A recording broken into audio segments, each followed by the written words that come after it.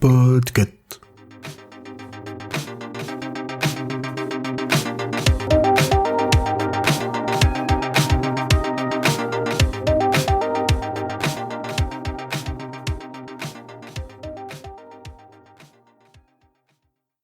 Bonjour et bienvenue dans Watchlist, le podcast qui vous parle de films, des séries qu'on peut retrouver en streaming et même parfois il y aurait des livres qui se cacheraient parmi les épisodes. Bonjour, moi c'est Michel Rommel du podcast Popcorn et Gredou, Se Ressourcer et d'autres podcasts de Studio Flamboyance où je suis le co-gérant. Et moi je suis Louis Duruflé, également du podcast Popcorn et Gredou, mais également des podcasts Dormir, Profession Podcasteur et plein d'autres et cofondateur aussi du Studio Flamboyance. Pour cet épisode, on va vous parler d'un film qui est sorti en 2006, qui est un film qui m'a vraiment marqué quand je l'ai vu au cinéma. C'est La Science des rêves de Michel Gondry. Alors Michel Gondry, c'est celui qui a réalisé Eternal Sunshine of the Spotless Mind, plein de clips, notamment de la chanteuse Björk. Mais pas que aussi. Oui, mais pas que. Ouais. Bah oui. D'ailleurs, Around the World des Daft Punk, ça a été réalisé par Michel Gondry. Et aussi l'adaptation en film de L'écume des jours. Ouais. Et qui a fait plein de trucs et qui a fait des films d'animation, qui aujourd'hui fait mal de petites séries animées. Ouais. Et c'est avec qui, La Science des rêves? Et La Science des rêves, c'est un film dans lequel on retrouve notamment Gaël Garcia Bernal et Charlotte Gainsbourg, mais aussi pas mal d'autres acteurs français, comme Alain Chabat, par exemple, ou Emma Decaune. Ouais. Alors, on va faire le petit résumé Wikipédia. Ouais, c'est ça, une fois n'est pas coutume. C'est parti. C'est parti. Le timide Stéphane décide de revenir vivre en France, où sa mère lui a trouvé un emploi. Stéphane, il vient du Mexique. Mais Stéphane, qui est très créatif, découvre qu'il s'agit seulement d'aider à la fabrication de calendriers, activité aussi banale qu'ennuyeuse. Stimulé par la redécouverte de l'appartement où il a passé son enfance, il se réfugie dans le monde des rêves. Bien vite, il fait la connaissance de sa voisine Stéphanie, qui prend goût à son excentricité.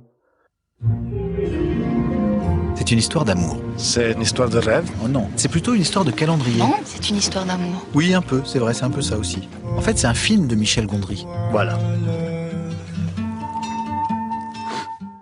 Donc Stéphane, il est joué par Gaël Garcia Bernal, et c'est un rôle en français, et Stéphanie est jouée par Charlotte Gainsbourg. Et c'est un rôle en français. Aussi en français, avec un petit peu d'anglais parfois. Incroyable que ça puisse paraître.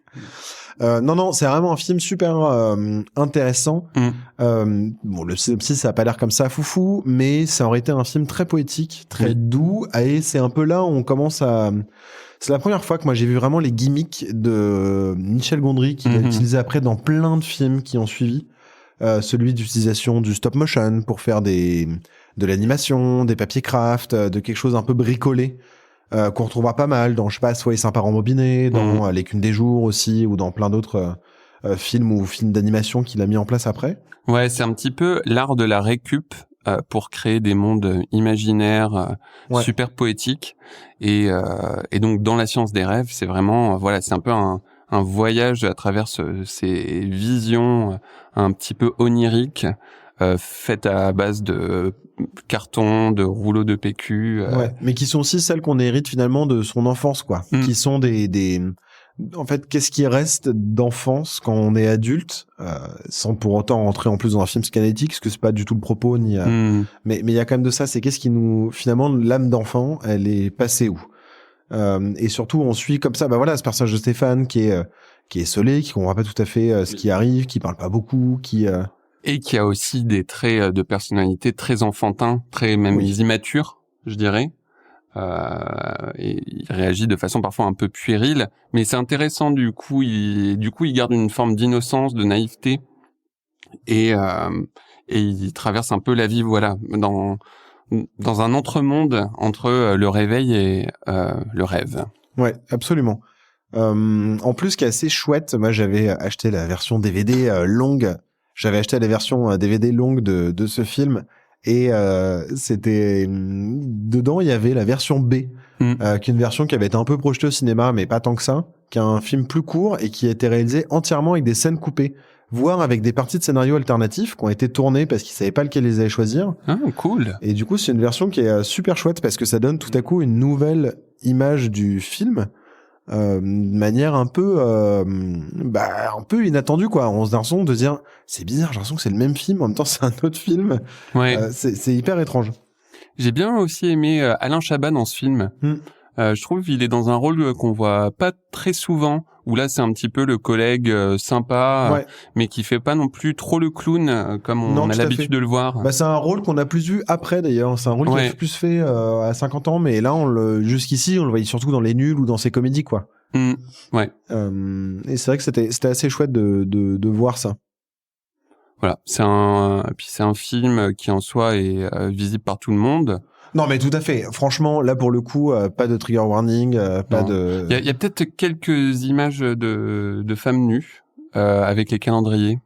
Oui, mais bon. Mais c'est rien. Rien de compromettant. C'est pas un film qui est fait pour les enfants. Non. Mais c'est pas prévu pour être vu par des enfants. Mais il y a pas de contre-indication au fait que ce soit vu si ça passe à la télé samedi soir et que vous le regardez ou que vous le regardez en streaming. Il y a pas de problème spécifiquement par rapport à ça, quoi. Ouais, puis moi je vous encourage, si vous aimez ce film, c'est aussi d'aller découvrir le reste de la cinématographie de Michel Gondry, qui est quand même super intéressante, qui a vraiment fait beaucoup de trucs. Déjà, les clips sont aussi une bonne manière d'approcher, parce qu'il a vraiment marqué en plus un imaginaire de la fin des années 90 et du début des années 2000 aussi, parce qu'il a réalisé plein de clips. Mad World aussi, c'est lui qui l'a fait.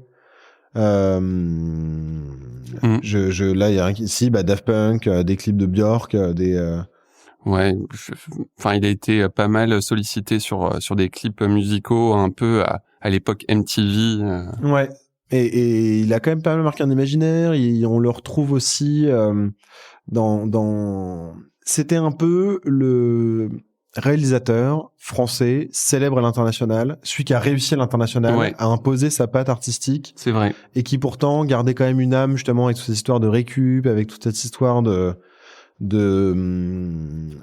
films aussi fait maison. Soyez sympa rembobiné, par exemple, qui est un film qu'il a fait plus tard. C'est un vrai hommage à l'amour du cinéma, quoi, que lui avait enfant et qu'il a voulu garder avec le fait d'emprunter des cassettes, de les faire, de réaliser ses propres films, etc. à la maison. Ouais. D'ailleurs, il a pas créé la fabrique des films ou un truc comme ça. Exactement, qu'il avait fait au Forum des Sciences, je crois, ou à la Gaîté Lyrique. Ouais, à Paris en tout cas. J'y suis jamais allé, mais ouais, ça avait l'air intéressant. Voilà, super. C'était la frustration de quand on était ado.